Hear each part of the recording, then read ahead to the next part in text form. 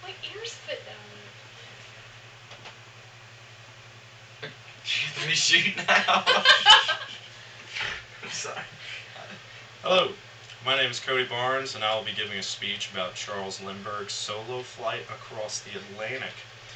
In 1919, Raymond B. Ortigue announced that he would give $25,000 to the first pilot that would make the first non-stop flight from New York to Paris.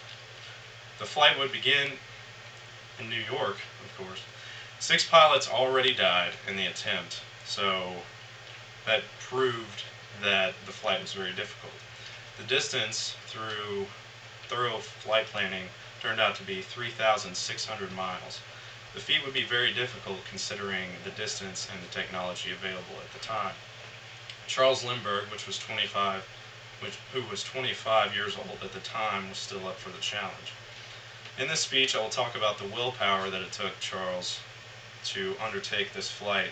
I'll also talk about the plane he flew, the challenges he had to overcome, and his motives. Everyone should know about this incredible journey. First of all, there were many dangers involved in this flight. The first danger was the distance, because the whole distance was over the ocean, and there were no checkpoints on the ocean, so there was no way for him to figure out the exact point where he was. Also, the plane, which was a single-engine Ryan M2 strut brace monoplane, was not designed to fly this distance, so it was overloaded with fuel.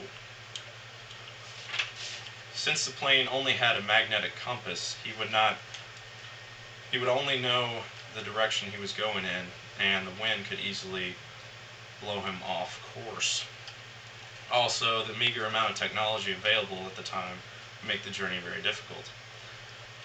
Lindbergh did not have a radio in his airplane, so he could not contact anyone during the flight in case he was in trouble.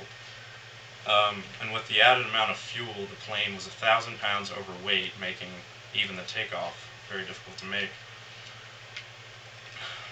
Also, Lindbergh did not have a sextant to guide his course by the stars, so he would have to guess where he was. He even had to ask a couple boatmen that were boating where he was. What was the purpose of the flight? Lindbergh's first motive was the $25,000, of course, and the fame that came with it. This flight was never done before, so if he completed it, he would be very famous, and he would be one of the most premier pilots of his time. Another motive was to showcase aviation industry and the innovations that have taken place. The innovations that were shown were the plane that he was flying.